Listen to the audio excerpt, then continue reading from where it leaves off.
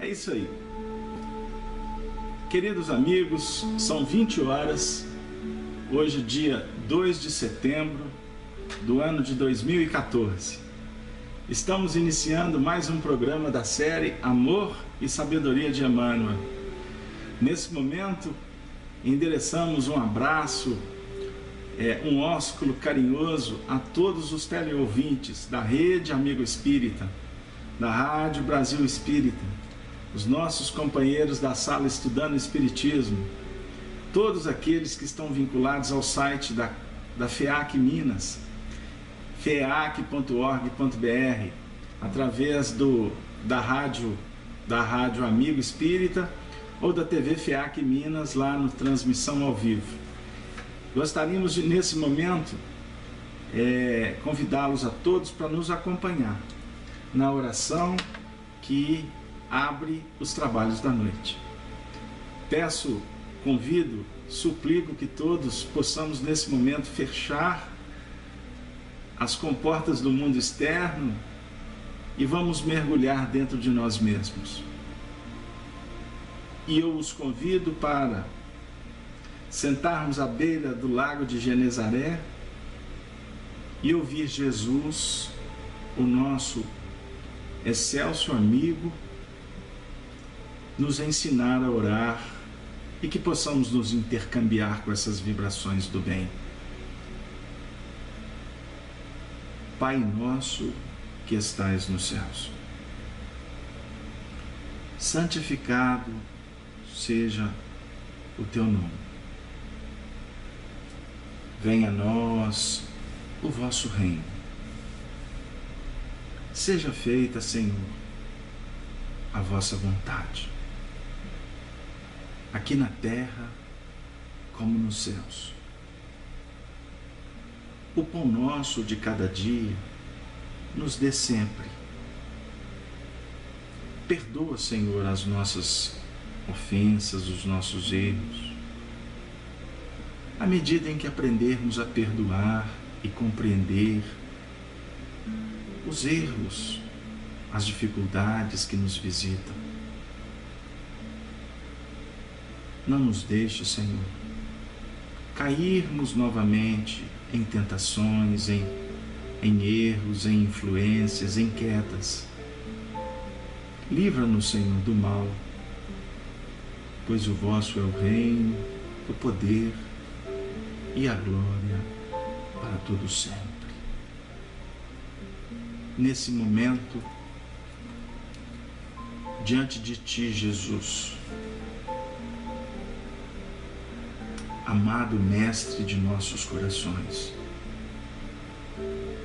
suplicamos as Tuas bênçãos, o favorecimento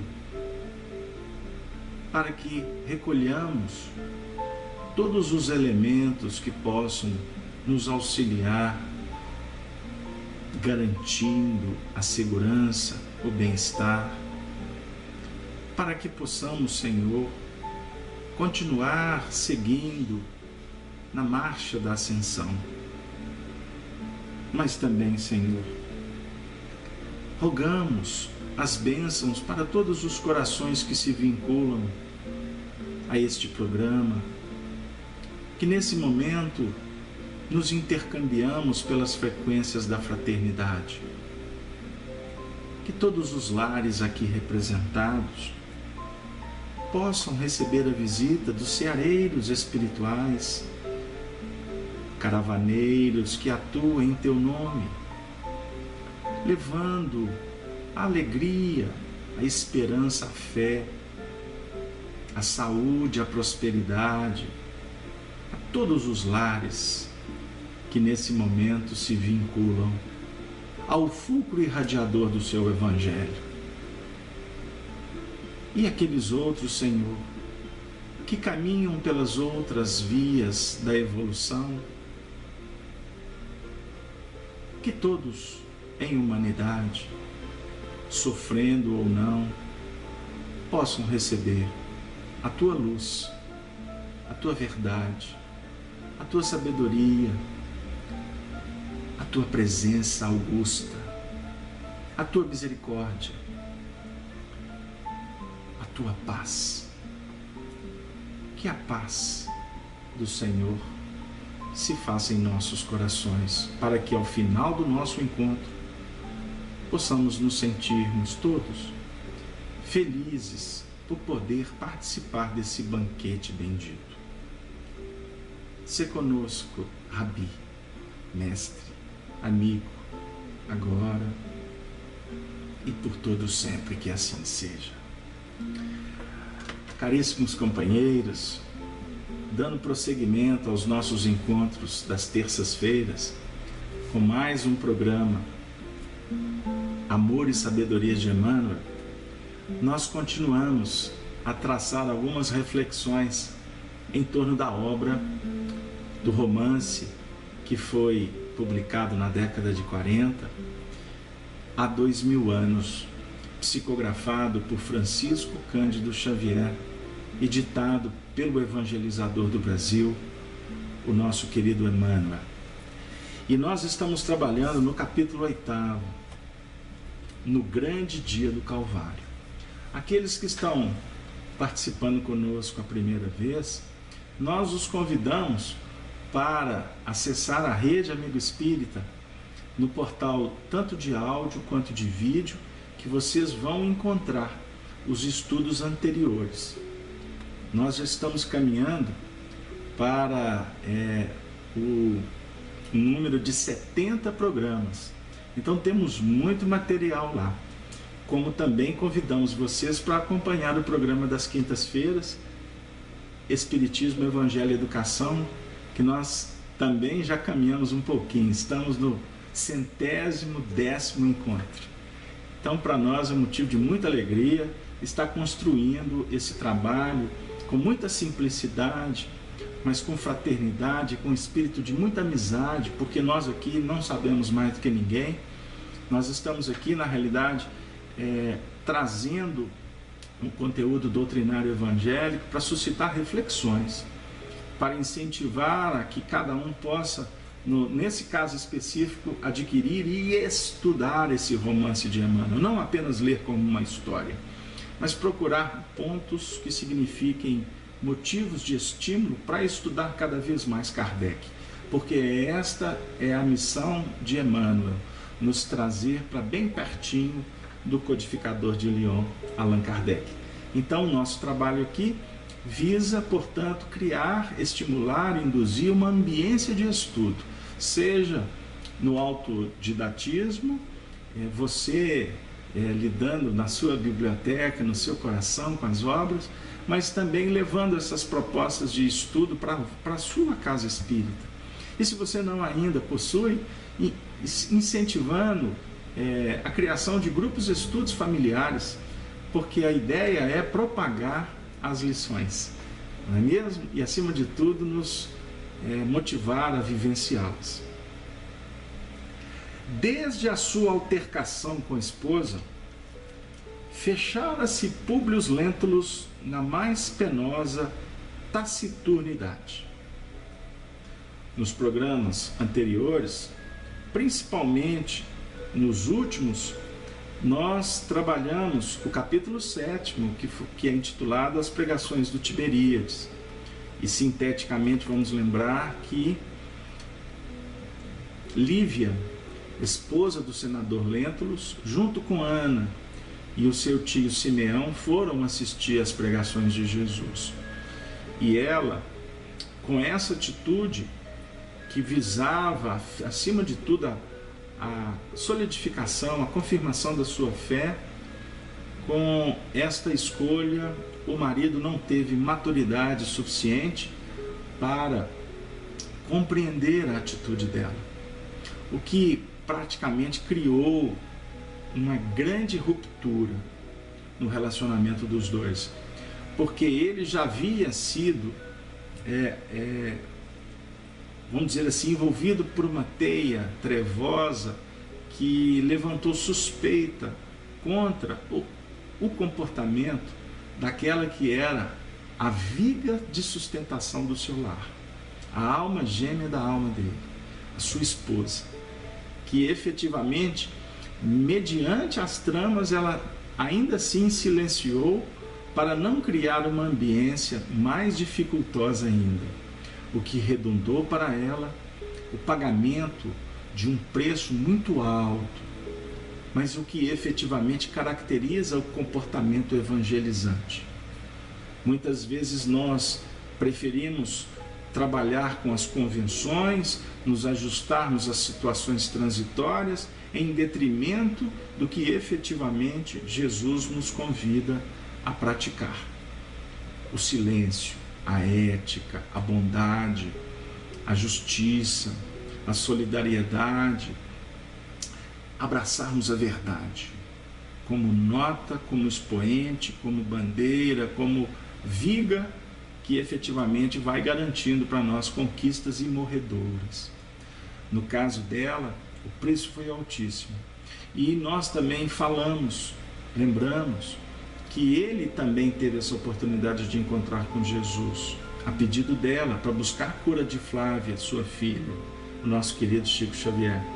Mas efetivamente ele acabou, vamos dizer assim, mesmo tendo um diálogo transcendente com Jesus, ele optou em continuar com o pleito de César, seguindo, se comprometendo ainda mais com as questões imperiais, o que efetivamente criou um grande abismo entre ele e a felicidade que ele tanto almejava, principalmente antes daquela encarnação, o que também foi redundando no afastamento vamos dizer assim, daqueles corações que já estavam em vias da sintonia com o mundo maior.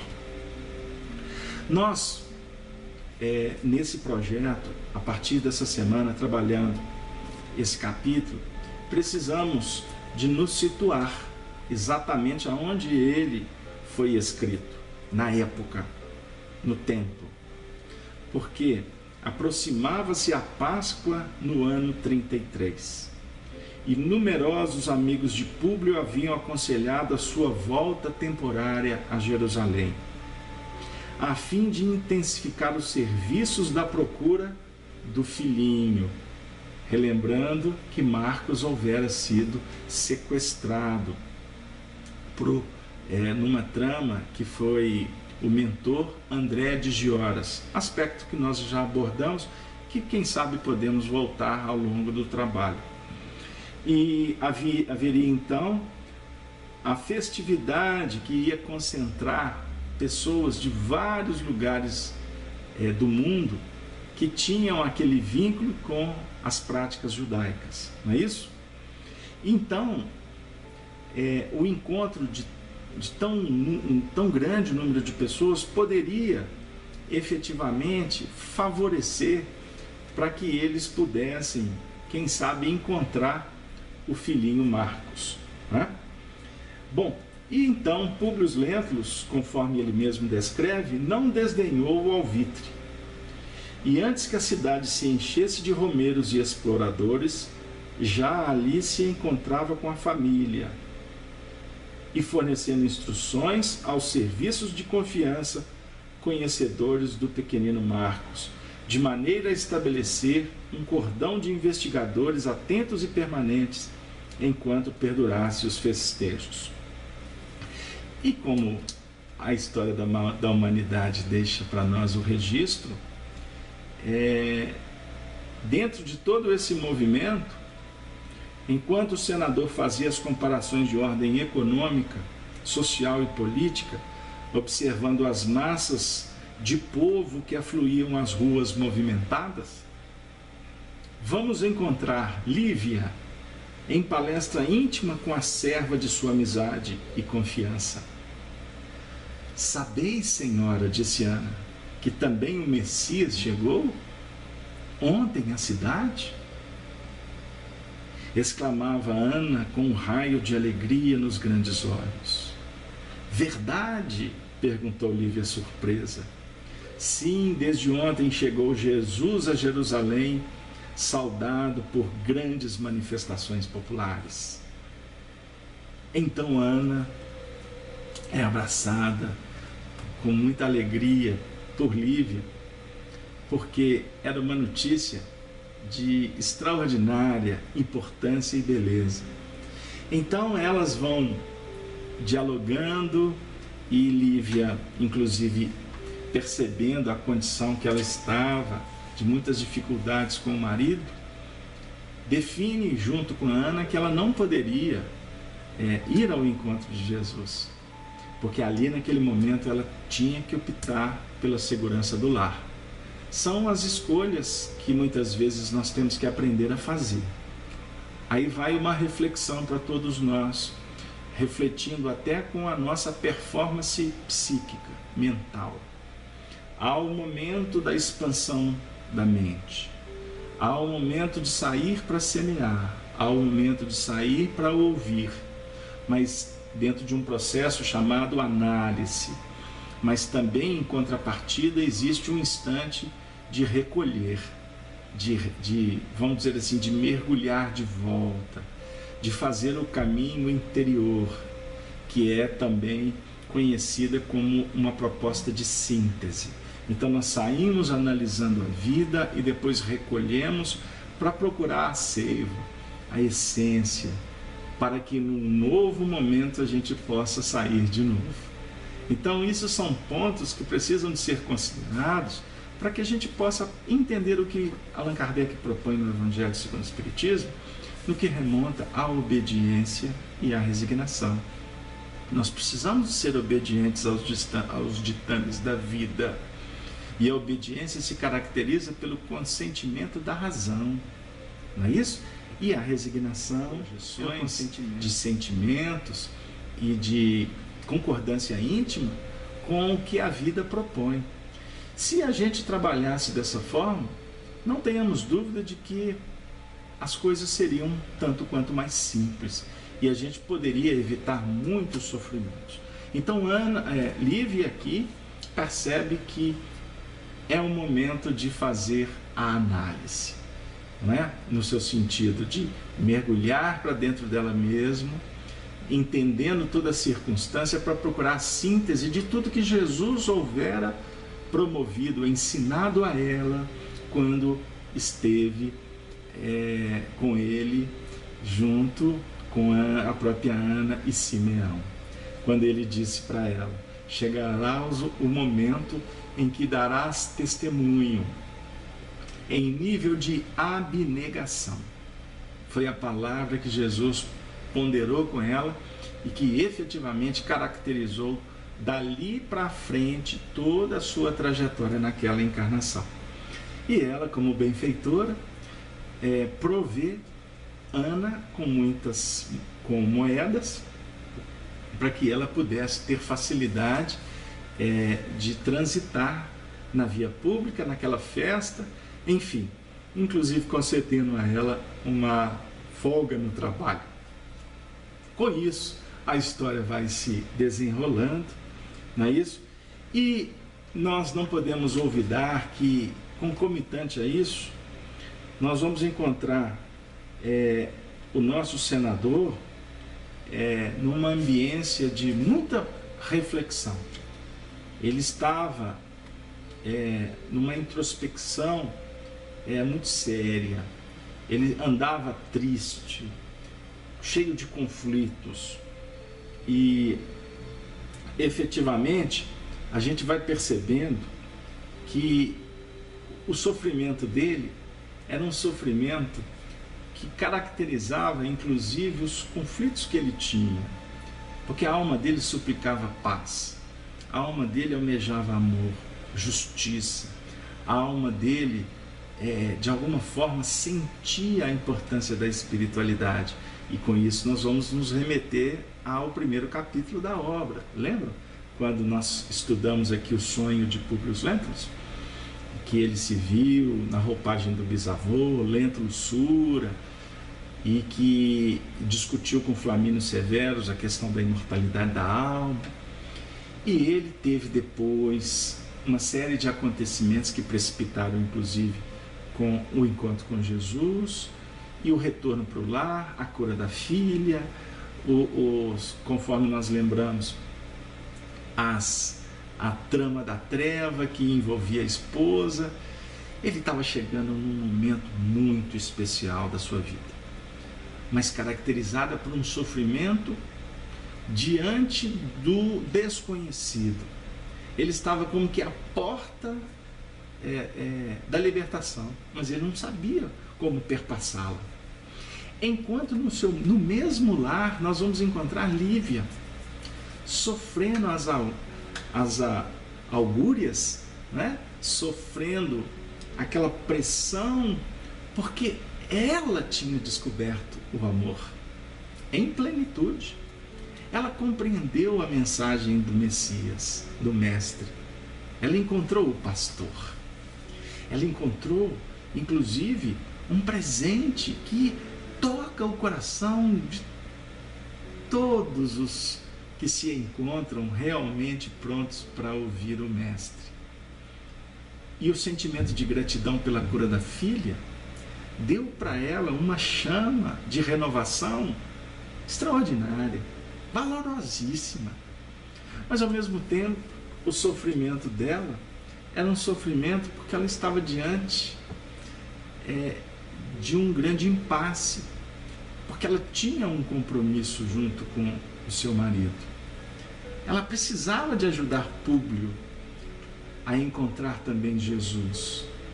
E ao mesmo tempo o coração de mãe sentia falta do rebento que tinha sido arrancado do seio dela, Marcus Lentulus. Então, o conflito dela estava num patamar muito diferente do seu marido. Porque o conflito dela, as dores dela, já efetivamente caracterizavam o testemunho do discípulo, do aprendiz, daquele que já está fazendo luz. Esse é um ponto capital da nossa conversa. Porque nós vamos aprender no Evangelho segundo o Espiritismo a importância de saber sofrer. Porque as aflições, elas são inerentes, elas caracterizam o nosso estágio evolucional, não tenhamos dúvida. Nós precisamos do atrito, nós precisamos do obstáculo, nós precisamos do buril que vai dar forma ao nosso coração, buril de luz, como caracteriza Emmanuel. Então, só que quando você se candidata à sua transformação consciente, automaticamente as pressões, as sobrepressões, as indiferenças, os apupos, as pedradas vão visitar ao coração de quem está na lida. Luz acendeu, a treva toma vida. E diga-se de passagem, a luz resplandece na treva. Então, nós não podemos querer ficar livre da treva. Nós temos que entender o papel dela. Agora é diferente o conflito daquele que está na treva e que ainda não resplandece luz. Porque o conflito eu preciso sair daqui, não sei como. Tudo está difícil, a porta está fechada, a incompreensão, etc, etc. O que eu faço, meu Deus? E aí a espiritualidade muitas vezes fica aguardando que o indivíduo se sensibilize de verdade e dê um testemunho, que ele viva um processo de aferição efetivo, para ele mesmo afirmar: eu quero e eu vou sair disso aqui. Agora o cristão, eu vou voltar, o cristão sofre percebendo que ele não pode sair dali. Agora chegou lá. Não sei se vocês pegaram aí. Quem está na treva quer sair da treva. Quem acende luz e percebe a treva, ele valoriza a oportunidade. Então o discípulo do Cristo não chuta o balde. O discípulo do Cristo não abandona o compromisso. O discípulo do Cristo se mantém lúcido, fervoroso, mesmo sabendo que a dor caracteriza as suas escolhas. Mas, por isso que entra o ingrediente chamado amor, que adocica. O amor dá sentido, ele dá motivo para que você encare o processo, que você persevere no desafio. Então, era uma penosa situação conjugal, em que se colocara, separava o senador da mulher, como se estivessem irremediavelmente distantes um do outro e destruídos os laços sagrados do coração. Como é triste, como é difícil. Vamos nos colocar dentro do solar dos Lentulus. Foi a esse retiro de calma aparente que Ana voltou certa manhã, passados alguns dias, a fim de cientificar a senhora da inesperada prisão do Messias. Vocês estão percebendo que a gente está adiantando a história, que não vamos ler todo o capítulo. Ana chegou abalada. O Messias tinha sido preso. Com a simplicidade espontânea e sincera da alma popular que ela encarnava, a serva humilde historiou com os mais íntimos pormenores a cena provocada pela ingratidão de um dos discípulos, em virtude do despeito e da ambição dos sacerdotes e fariseus do templo da grande cidade israelita. As lágrimas deslizavam pela face daquela alma bendita, sensível, o referencial de esperança para ela. Tinha sido preso.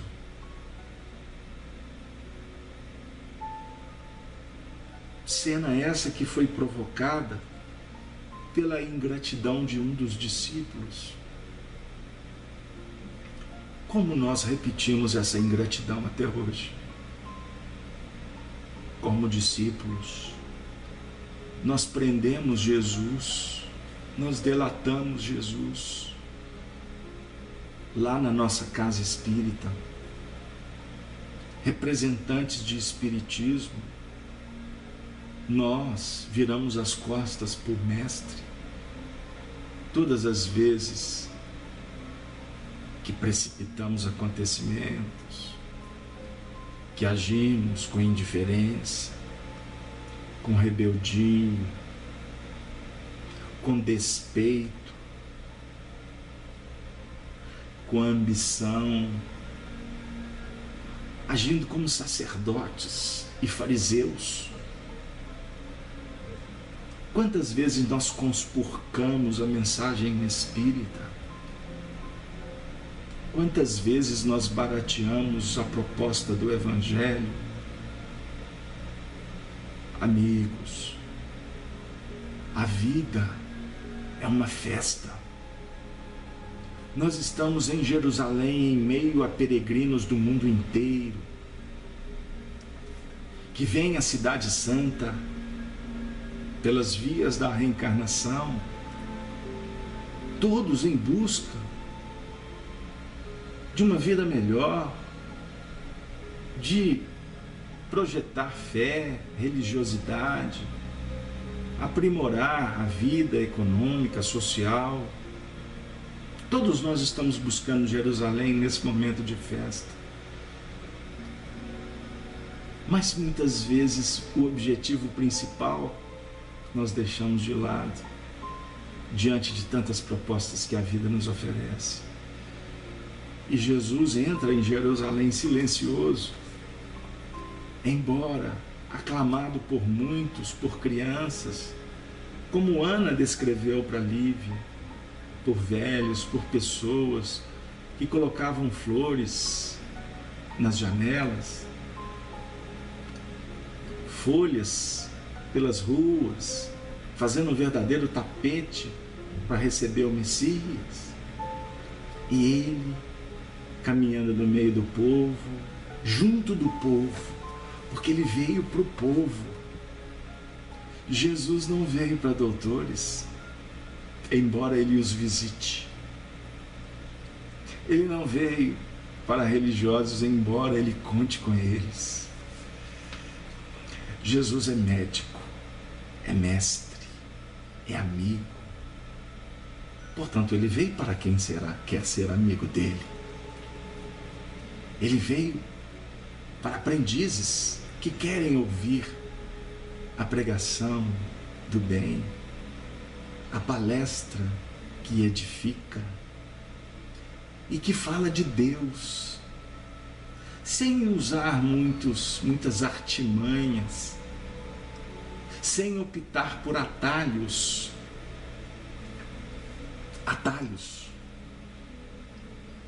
Muitas vezes a gente vai para um encontro espírita, de estudo de Kardec e Jesus, e você vê assuntos dos mais variados, mas você não vê Jesus e não vê Kardec. Movimento espírita. Reflitamos enquanto é tempo. Porque o templo espírita não é templo de se discutir assuntos que não sejam espíritas. Todas as ciências, todas as práticas, todas as propostas terapêuticas são boas, mas cada um no seu departamento, no seu lugar certo. Então, os profissionais da psicologia, o templo espírita é lugar para se discutir terapêuticas psicológicas, tratados de psiquiatrias. O templo espírita é lugar para distribuir cartão, para encher consultórios. Em decorrência disso, o templo espírita é lugar para a gente ficar discutindo pedagogias humanas, cientificismos acadêmicos, discutindo teses que amanhã vão cair por conta de outras teses. Nós não podemos trair Kardec. Nós não podemos olvidar Jesus, porque o templo espírita é um templo de reflexão que consola, que acolhe, que recebe, como uma mãe expectante, colocando o filho no peito para dar para ele de mamar, dar para ele o leite espiritual que vai lhe dar força, robustez, que vai ajudá-lo na fé. O templo espírita é lugar de orientar pessoas no que remonta a trajetória delas com ela mesma. O templo espírita é para se falar de imortalidade, de mediunidade. O templo espírita é para falar de solidariedade, de igualdade. O templo espírita é para falar de fraternidade. Não podemos vender Jesus, porque o templo espírita não é lugar para se vender personalismos. O templo espírita, o movimento espírita, não é palanque para glamour. O templo espírita é um lugar para o filho do Calvário. O templo espírita é um lugar de todo mundo, como a Casa do Caminho era em Jerusalém, recebendo os párias do templo de Jerusalém, da sociedade hebraica, as pessoas que não tinham mais espaço na sociedade, elas encontravam nos cristãos na Casa do Caminho os amigos de todas as horas. Não podemos abandonar Jesus sob o preço altíssimo que poderemos pagar por nos desvincular da causa que abraçamos antes de aqui nos aportarmos.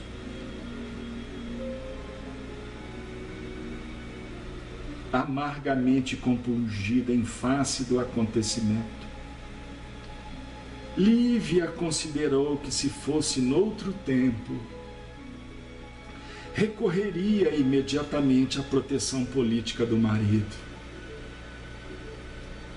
de modo a evitar ao profeta de Nazaré os ataques das ambições desmensuradas. Agora, porém, reconhecia não lhe ser possível socorrer-se do prestígio do companheiro em tais circunstâncias. Mesmo assim, procurou aproximar-se dele por todos os modos, embora improficuamente, de uma sala contígua ao seu gabinete. Notou que Públio atendia a numerosas pessoas que o procuravam particularmente em atitude discreta. E o interesse é que, segundo as suas observações, todos expunham ao senador o mesmo assunto. Isto é, a prisão inesperada de Jesus Nazareno. Acontecimento que desviara todas as atenções das festividades da Páscoa. Tal o interesse despertado. Nos chega agora a seguinte reflexão que não estava no script, no planejamento de nossa parte. Observemos que Lívia, preocupada com a situação de Jesus, estava com dificuldade de abordar o marido face às intercorrências, às injunções. Mas ela, intuitivamente, procurou se aproximar para tentar conversar 2 minutos que fosse com o seu querido marido. Conhecendo hoje a história, eu vou chamar a atenção para um detalhe. Nós sabemos do planejamento espiritual. Nós sabemos das oportunidades que nós temos diante de um painel que se é construído. A peça estava pronta. Os atores coadjuvantes, todos nós somos coadjuvantes, porque o ator principal é a vida. O diretor é Deus. Por mais que nos julguemos muitas vezes, o principal do drama. O que muitas vezes não está errado até pensar assim. Quando Ptolomeu trouxe a ideia de que a Terra é o centro do universo, e depois ela caiu por terra com as teses do heliocentrismo e etc, Copérnico. Se nós voltarmos a nossa mente para a reflexão de Ptolomeu, ele não estava totalmente errado. Porque o mundo gira em torno da Terra íntima. É verdade. Nós fazemos parte de um contexto universal. Mas tudo é analisado sob o ponto de vista do fulcro central que é você, que é o seu espírito. Então eu vou voltar para dizer o seguinte: a história estava traçada, ela tinha que acontecer. Só que cada um que estava naquele contexto era coadjuvantes que se sentiam todos como atores principais, mas que na realidade, portanto, faziam parte de uma engrenagem. E quando Lívia procurou se aproximar do marido, ela não iria conseguir obter o resultado que ela almejava. Mas o movimento dela de sair de dentro de si para tentar ajudar era um movimento extraordinário, bendito. Ali a chama do amor dava sentido a vencer os obstáculos. É o que acontece com você agora. Nós estamos nos movimentando para tentar lutar pelo amor. Jesus é o representante desse amor. Nós não estamos falando aqui do Jesus histórico, religioso. Não estamos nos referindo ao governador espiritual do planeta. Nós estamos falando do que efetivamente ele representa. Eu não vim de mim mesmo, eu vim daquele que me enviou realizar a obra dele. E a obra de Deus é amor. Ok? Então vamos juntos, vamos construir juntos. Então todas as vezes que você sai de dentro de você para tentar resolver, você está sendo motivado por uma chama extraordinária chamada amor. O amor de Deus e o amor que efetivamente você está construindo dentro de você. Porque amor é realização. Quando você realiza no amor, você constrói o amor dentro de você. E o amor que está dentro de você, você não divide com ninguém. Ele é seu. Ele é a chama da vida. Ele é o pulsar.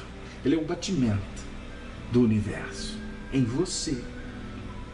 Quanto mais você dar, quanto mais você servir, quanto mais você agir em prol do progresso, você vai estar potencializando essa força nuclear, se eu posso assim dizer, porque certa vez o Chico falou que se nós entendêssemos a equação da bomba atômica no seu sentido da potencialidade do espírito, aí nós vamos entender o que Jesus disse, que basta ter fé do tamanho de um grão de mostarda para a gente poder transportar os montes. Isso Chico disse, está num livro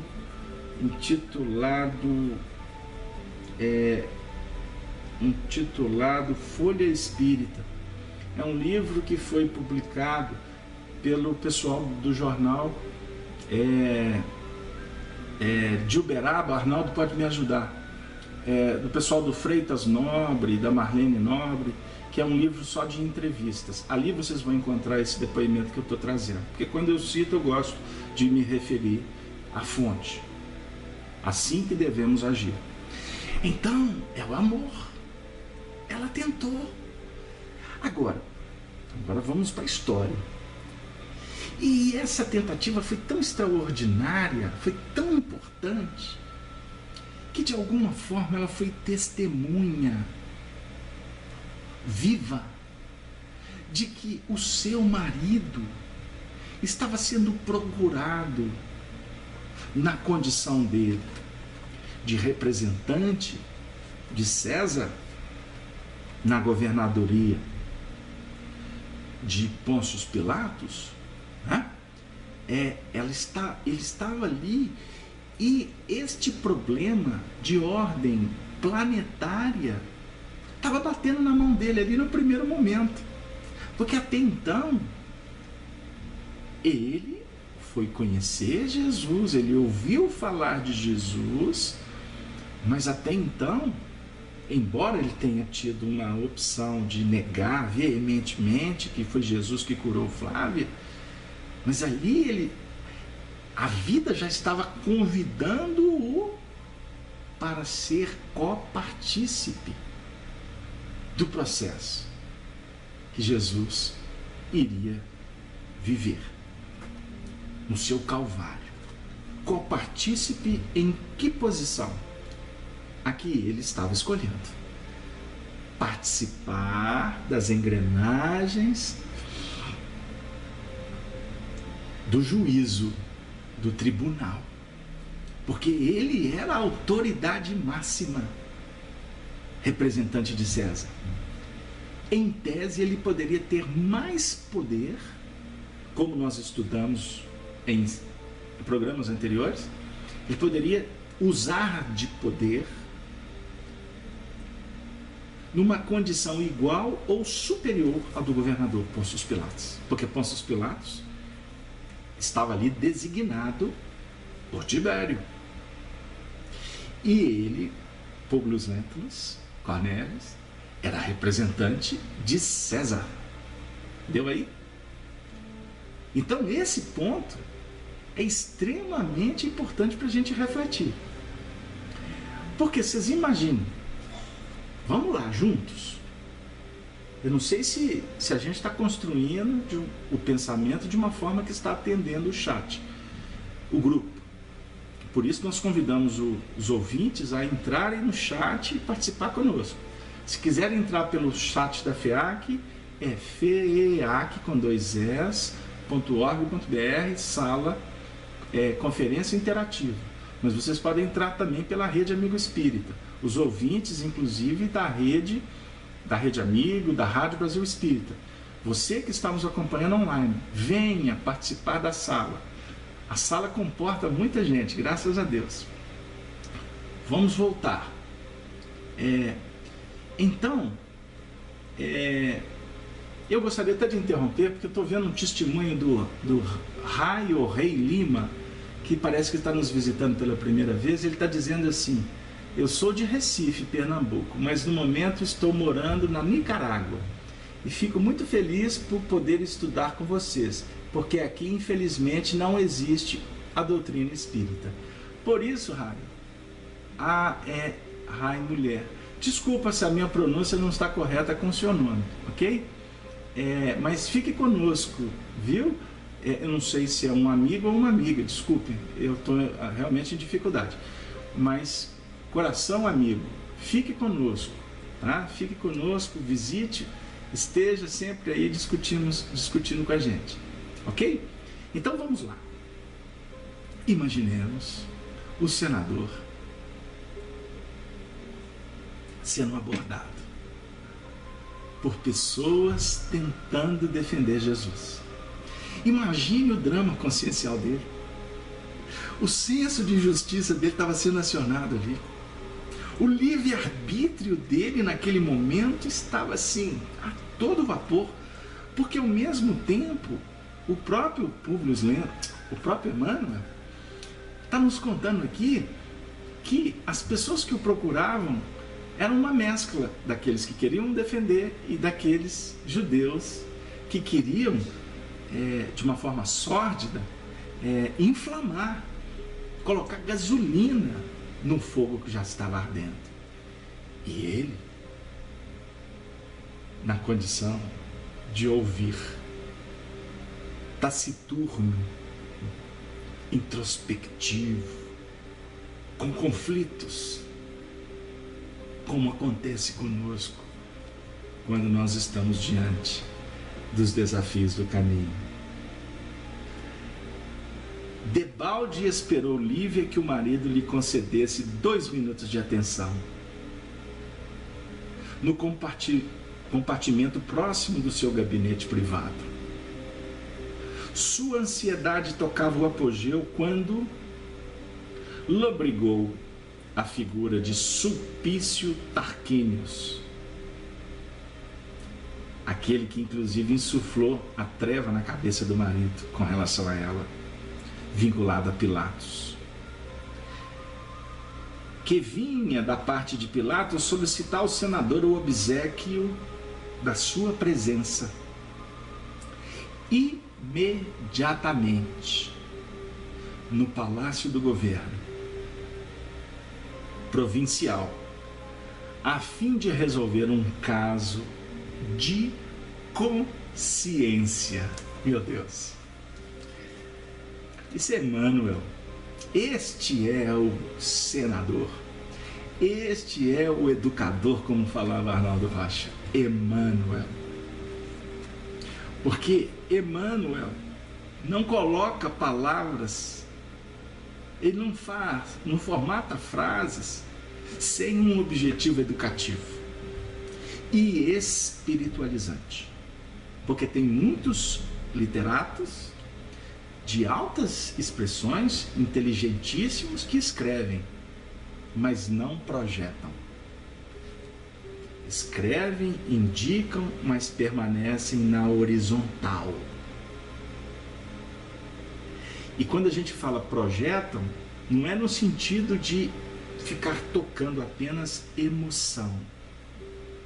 Que nós temos oradores que são brilhantes para levar o público às lágrimas. Mas o importante é a gente verificar se em meio às lágrimas o público foi concitado a pensar. Esse é o ponto. Emmanuel nos ajuda a pensar, resolver um caso de consciência. Essa palavra aqui fica como palavra-chave para o desenrolar da história que a gente está a cada momento dando um passo adiante.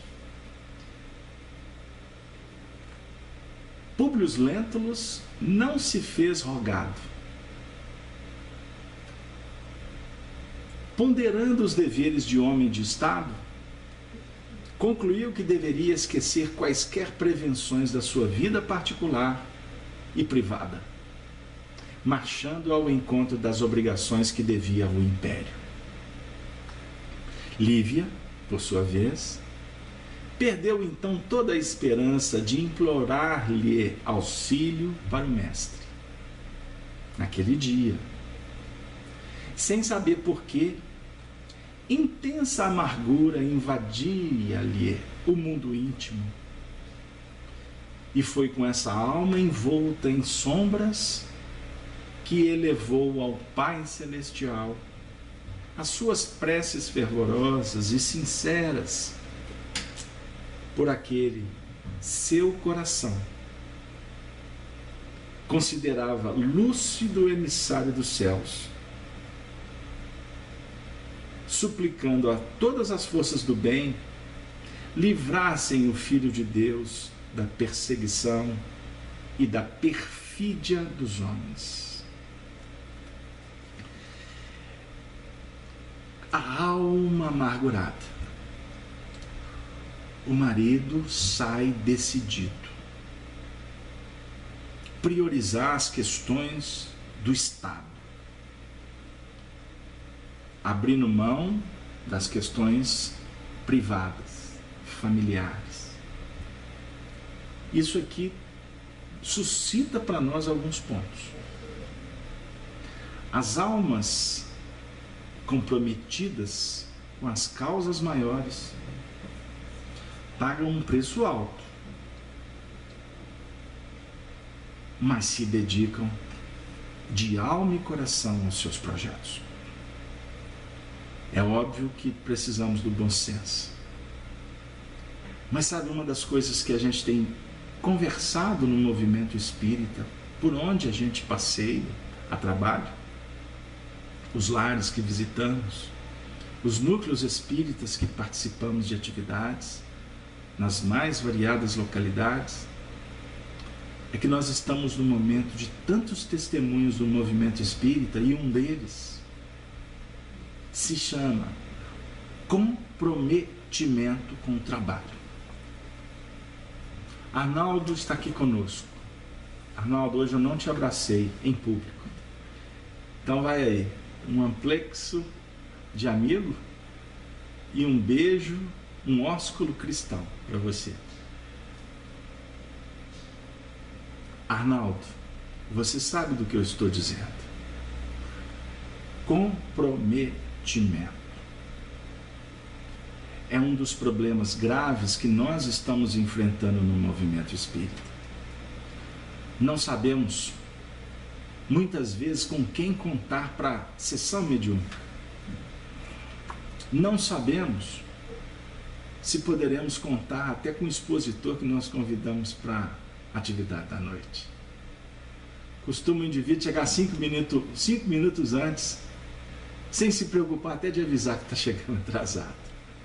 E eu sou de uma escola que eu aprendi com o Honório Abreu aqui em Belo Horizonte, que qualquer tarefa que a gente vai fazer, nós temos a obrigação de chegar pelo menos 30 minutos antes.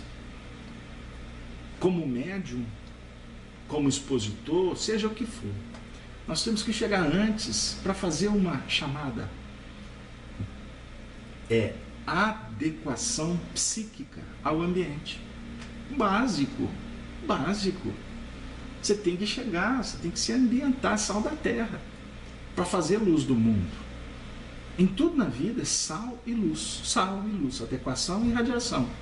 Você tem que saber como você vai irradiar, ok? E a irradiação, ela tem que ser perene, ela tem que ser constante, porque senão você vai sofrer problemas. A solução da continuidade.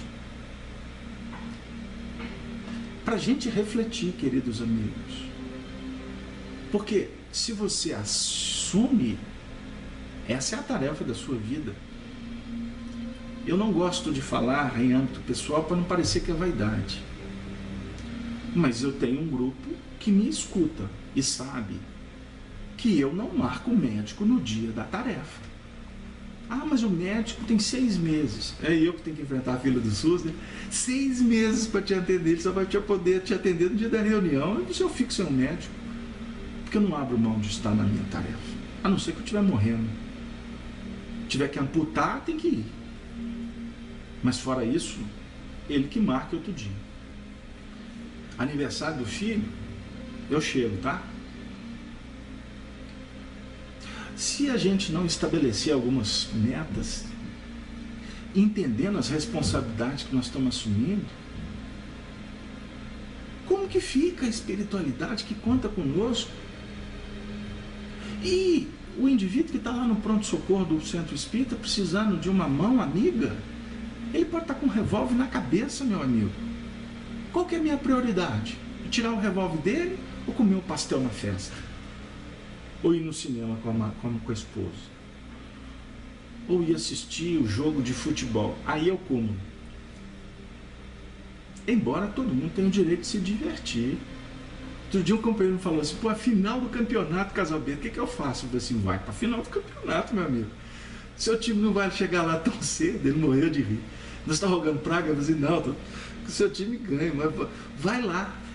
E aqui a gente dá jeito, aqui é um grupo. Aí é diferente, poxa, eu vou jogar duro com o cara, ele tá doido para assistir o jogo, o que adianta ele ir para a tarefa e ficar com um radinho lá, como o Marival nos contava da reunião mediúnica, que o Betinho aqui em Belo Horizonte ficava com o radinho debaixo da mesa.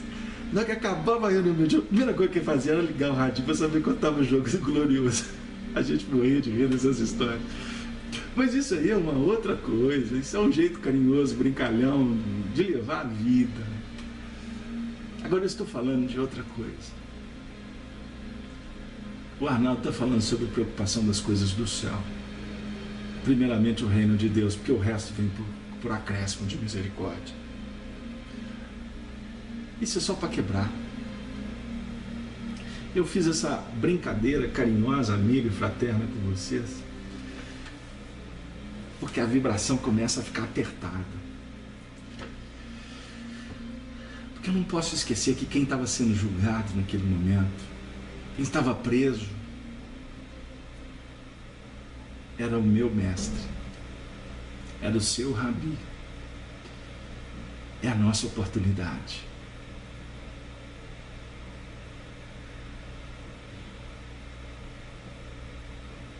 E nós temos que resolver a nossa oportunidade. Nós temos que ajustar. Então não dá para brincar no seu sentido leviano.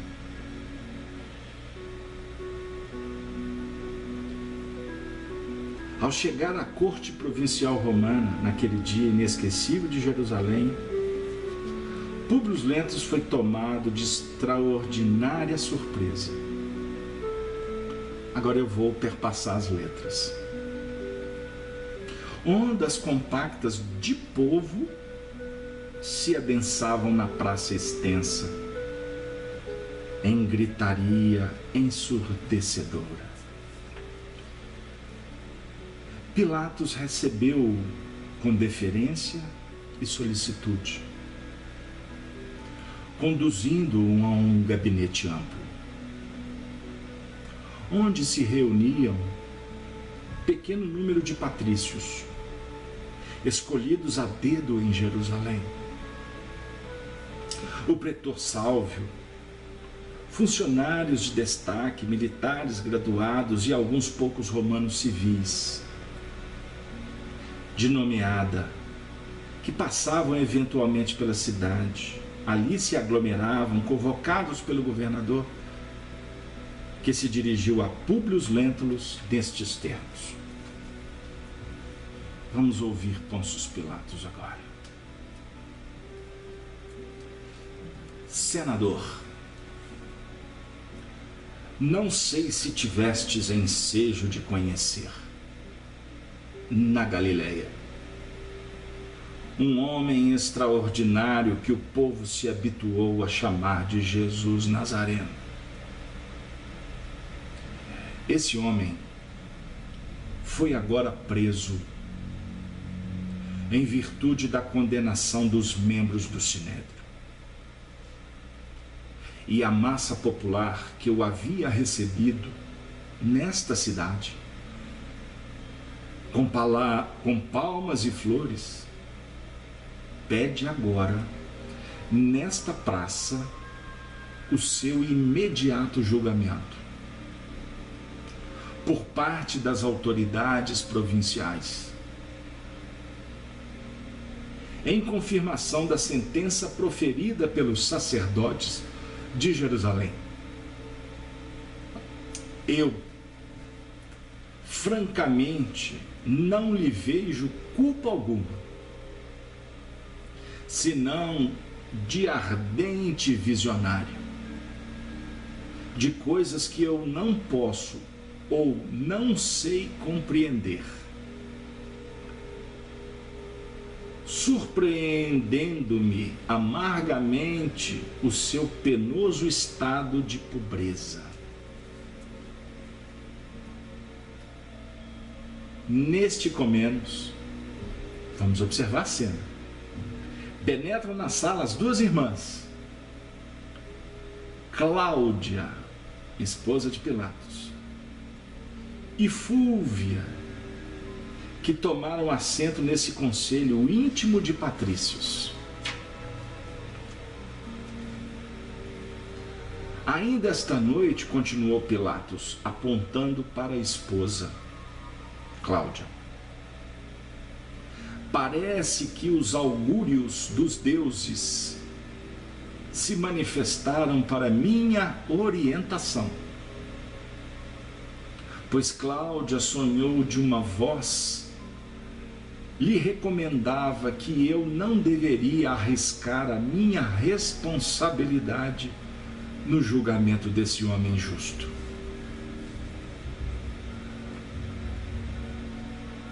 O plano espiritual se manifestado, e a gente não presta atenção nos sinais. Como andam os teus sonhos? As indicativas, os livros que você lê?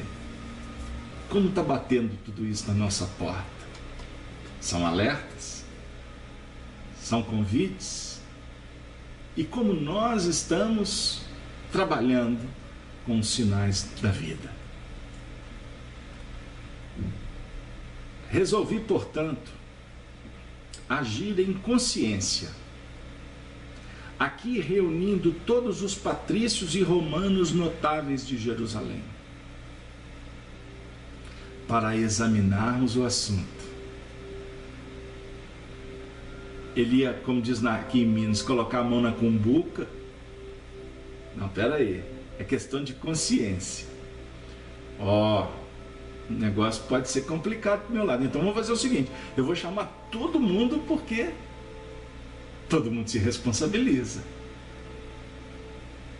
E ele estava diante da autoridade de César. Ele não podia perder a autoridade, nem com os judeus, e muito menos levar ou construir uma imagem negativa que Públio Lentulus levasse para Tibério. complicando a vida dele.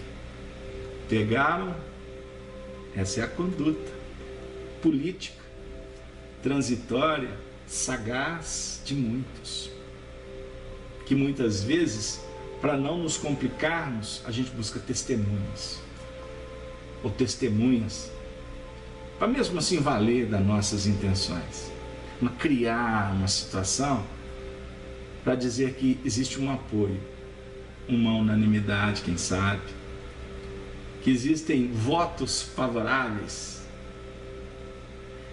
E isso muitas vezes a gente vê nas administrações. Sim. Em eleições, discutindo estatutos para que se escolha pessoas para compor conselhos que vão votar naqueles que estão mudando os próprios estatutos. São artimanhas para se manter o poder, para fazer valer a vontade própria. Eu pergunto a vocês, tomara a Deus que isso não esteja acontecendo.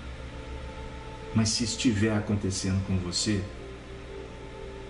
com o grupo que você participa, fique em prece, mas fique atento, porque as artimanhas das trevas são sutis e vão construindo as teias em atitudes, em comportamentos dos mais simples, tidos como sem muita importância,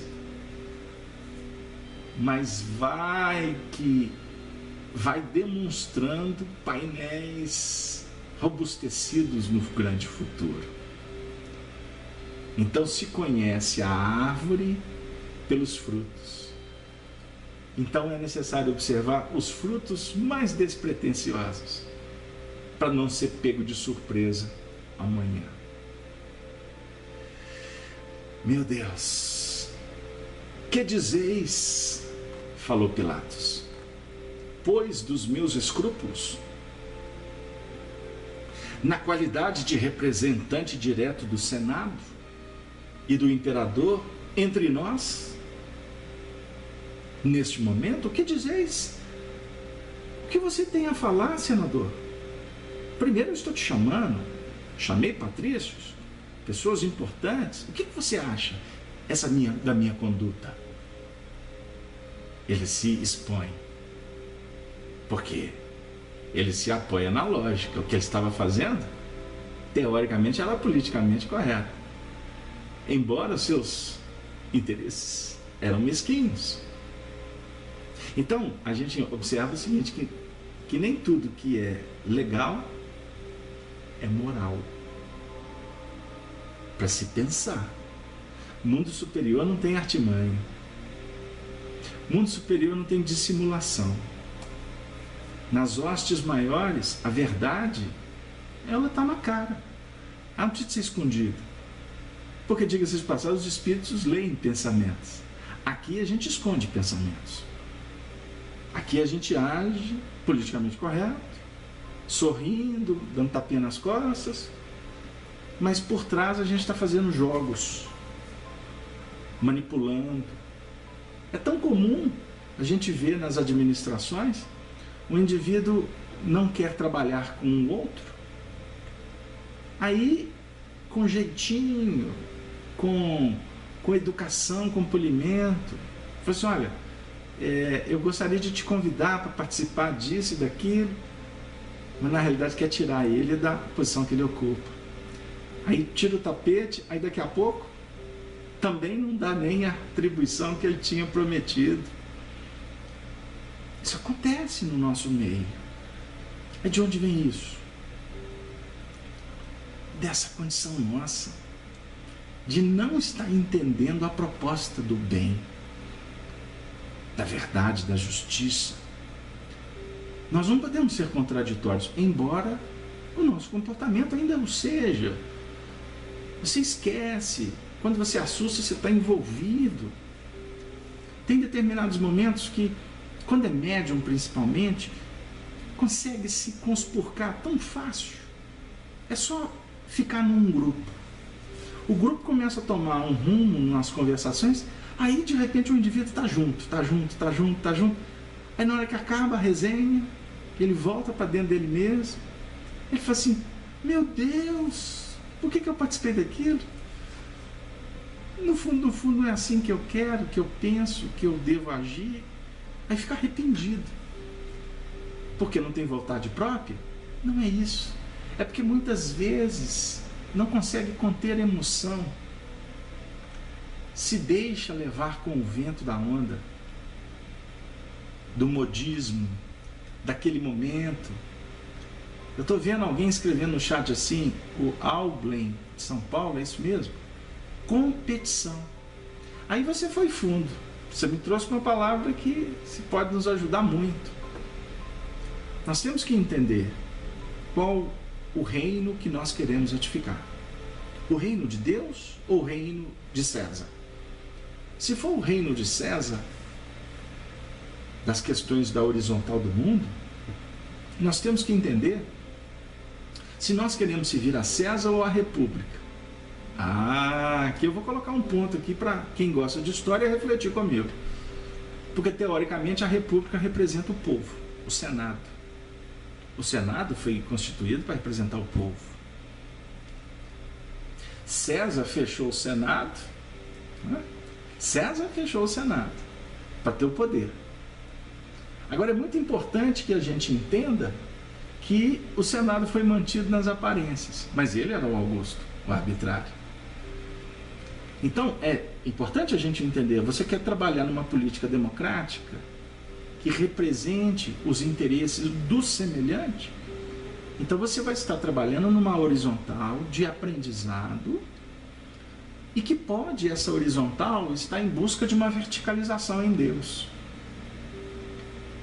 Agora, em contrapartida, você pode entrar nas injunções políticas do Senado e estar, na realidade, de fachada no Senado, porque você quer disputar o império na terra. Poder e não autoridade. Poder. Poder. Porque o imperador impõe e o sistema imperialista privilegia e dá também poder para quem está sintonizado com o Augusto da Terra. Então fica um trabalho de horizontal, mas sem verticalização para o alto, e sim uma verticalização para o solo, para a treva, para o abismo, para as injunções do egoísmo. Circuito fechado. Eu não sei se Deleuze se filosofou, se o assunto ficou chato. Eu não estou desviando da história, tá, gente? Mas o amigo falou de competição. Então, com Jesus não tem competição. Não tem. Porque o esporte da alma é o do bem. É favorecer. O esporte é do circo máximo, é resolver a paixão do momento. Então, é disputar, é tirar a vida. Eu quero, eu ganho, eu tenho poder, eu tenho a força. Thor, eu tenho a força. Não sei se deu lá.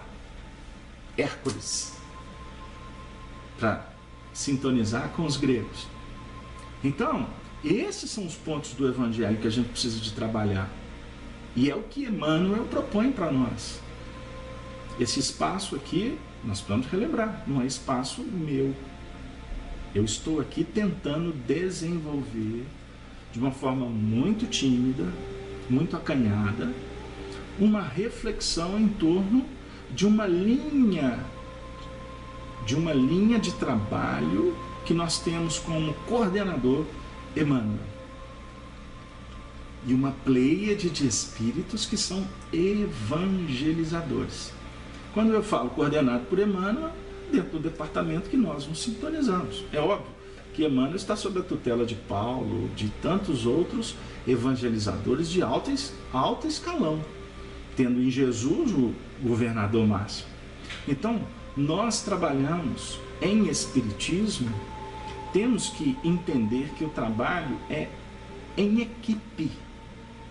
Trabalhos são frentes, são plataformas que operam na divulgação e, acima de tudo, na busca da vivência do Evangelho, para atender aos gentios.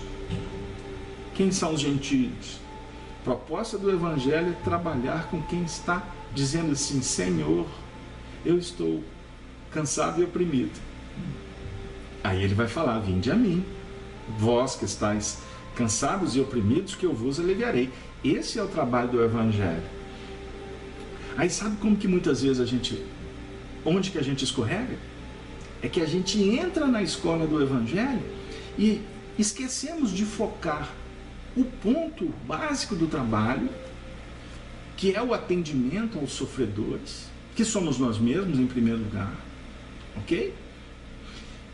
E desfocados, aí nós começamos a trabalhar dentro de um plano horizontal, no qual nós vamos ficar gastando tempo, energia, desfocados desse plano, para ficar valorizando a personalidade, o eu posso, eu tenho, eu dou, eu mando e vocês me obedecem.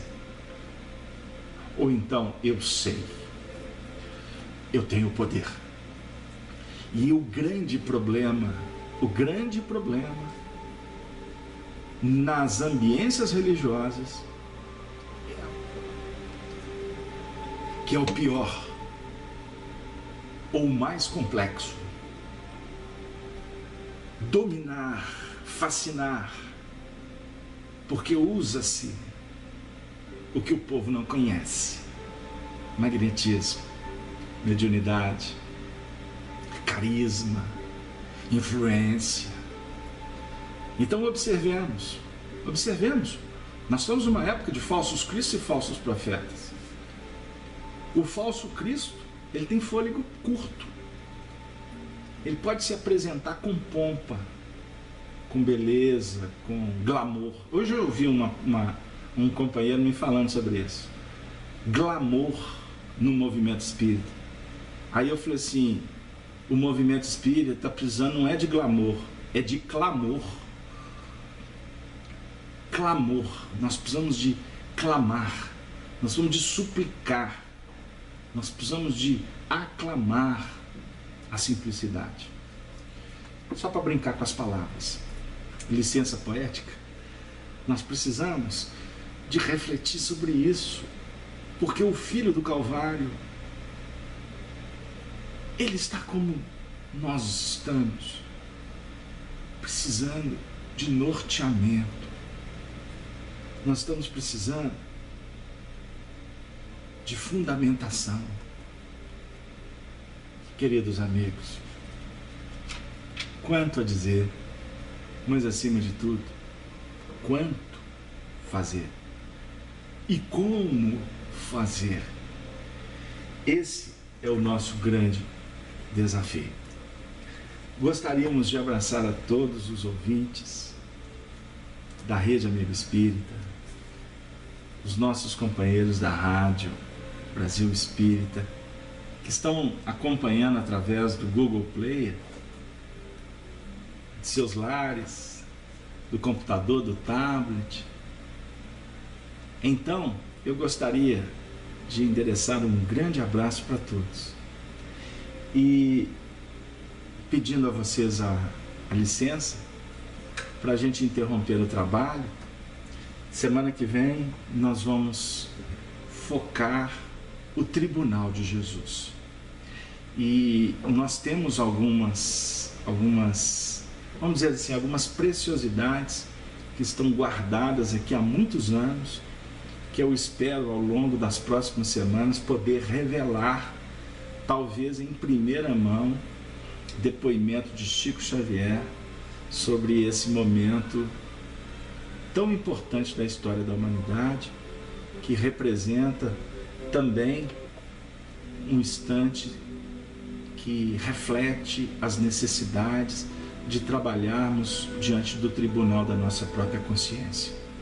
Porque nós temos que criar nessa epopeia de trabalho o favorecimento para que nós nos sintamos, na descrição histórica, nos sintamos Públio Lentulus, mas também que nós nos sintamos Pilatos, que nós nos sintamos como Lívio, que nós nos sintamos como povo, que nós nos sintamos como Barrabás, que nós nos sintamos como Anás, Caifás, Antipas, que nós possamos entender os soldados, incorporar esses soldados, porque muitas vezes nós agimos como tais soldados que martirizaram Jesus, com os nossos entes queridos, criarmos toda uma dinâmica de um estudo evangélico que possa nos ajudar a entender um pouco mais a nossa realidade espiritual. Porque a dramaticidade de Emmanuel, de Lívia, de todos aqueles que participaram desse instante com Jesus, foi um momento singular para eles, que pode ser referência para a gente sim. Pode ser inspiração para todos nós, porque são espíritos que caminharam um tanto mais do que a gente. Mas o objetivo principal não é nos fixarmos em personalidades transitórias, porque conforme nós afirmamos em algum momento do estudo, o objetivo da espiritualidade maior é trabalhar com grupos, com plataforma de trabalho, para que a gente busque algumas inspirações, mas o referencial de todos nós jamais pode ser modificado. Conforme Allan Kardec apresenta para nós na questão 625 do Livro dos Espíritos, o guia, o tipo mais perfeito, o modelo é Jesus, o Mestre e Senhor de nossas vidas. E nós vamos, com a permissão de vocês, caminharmos para o fim do nosso trabalho nessa noite, com muito carinho. Nós gostaríamos de trazer uma benfeitora espiritual. Um espírito que todos nós respeitamos e reverenciamos como uma verdadeira mãe espiritual das crianças, de todos aqueles que perpassam as atividades da evangelização espírita nos centros espíritas, que são atendidos por mães espirituais dadivosas, carinhosas, respeitadas, acima de tudo amorosas. E dentre tantas trabalhadoras conhecidas e anônimas, no espaço Amor e Sabedoria de Emmanuel, nós gostaríamos de trazer um espírito que faz parte desta equipe bendita do nosso querido Emmanuel. Estamos nos referindo a, aqui na Terra, nome de batismo, Irma de Castro Rocha. E no mundo espiritual para todos, Meimei, que no livro O Espírito da Verdade, psicografado por Chico e por Valdo, na lição 61 ela traz um texto que vai encerrar as nossas atividades da noite de hoje, terça-feira de setembro do ano de 2014. O encontro marcado. Quando a aflição lhe bateu à porta, o discípulo tomou as notícias do Senhor e leu-lhe a promessa divina: estarei convosco até o fim dos séculos. Acendeu-se-lhe a esperança no imo da alma. E certa manhã partiu à procura do Mestre, a feição da corça transviada no deserto, quando suspira pela fonte das águas vivas. Entrou num templo repleto de luzes faiscantes, onde se lhe venerava a memória. Todavia, não obstante, senti que a fé aí brilhava entre cânticos reverentes e flores devotas, não encontrou o divino amigo. Buscou-o nos vastos recintos, onde se lhe pronunciava o nome com inflexão de supremo respeito. Contudo, apesar de surpreender-lhe o ensinamento puro, no verbo, daqueles que sobraçavam dourados livros, não lhe anotou a presença. Na jornada exaustiva, gastou as horas em vão. Atravessou portadas e colunas, altares e jardins. Descia, gélida à noite, quando escutou os gemidos de uma criança doente, abandonada à sarjeta. Ajoelhando-se, asilou-a amorosamente na concha dos próprios braços. Ao levantar os olhos, viu Jesus diante dele e fremente bradou: Mestre, mestre! O excelso benfeitor afagou-lhe a cabeça fatigada, como quem lhe expungia toda a chaga de angústia, e falou compassivo: realmente, meu filho, filho meu, estarei com todos e em toda parte, até o fim dos séculos. No entanto, moro no coração da caridade, em cuja luz tenho encontrado marcado com todos os aprendizes do bem eterno. Debalde tentou o discípulo reter o Senhor de encontro ao peito. Através da neblina espessa das lágrimas, ali inundarem o rosto mudo, reparou que a celeste visão se diluía no anilado fulgor do céu verpentino. Mas, na acústica do próprio ser, ressoavam para ele agora as palavras inesquecíveis: toda vez que amparardes a um desses pequeninos, por amor de meu nome, é a mim que o fazeis.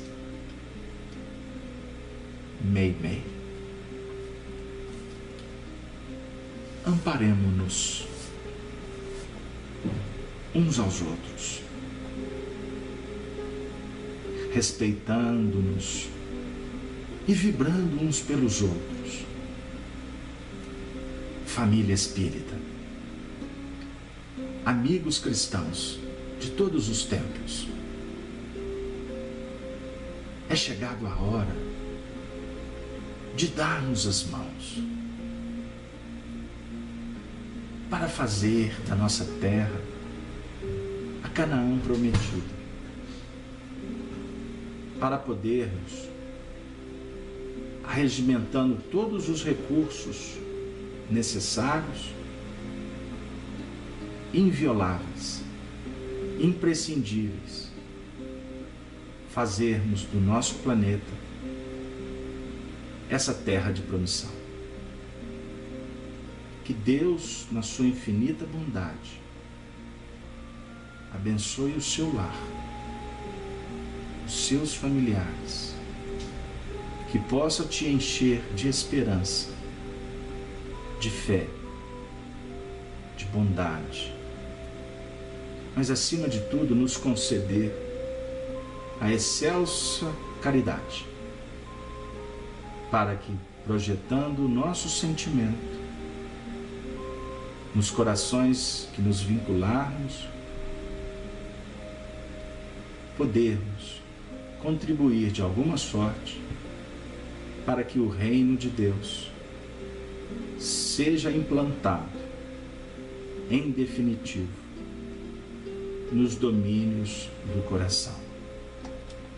Tenham todos, amigos da Rede Amigo Espírita, da Rádio Brasil Espírita, a você que está na sala estudando o Espiritismo, a todos os corações que acessarem estas gravações posteriormente, tenham todos muita paz, muita alegria, e que Maria Santíssima abençoe ao Sagrado Instituto da Família, que nos acolhe, que nos ajuda na caminhada da ascensão. Nos despedimos, desejando a todos, portanto, muita paz. Ave, ave, ave Cristo. Até a próxima oportunidade. O próximo programa, Amor e Sabedoria de Emmanuel. Boa noite para todos. Que assim seja.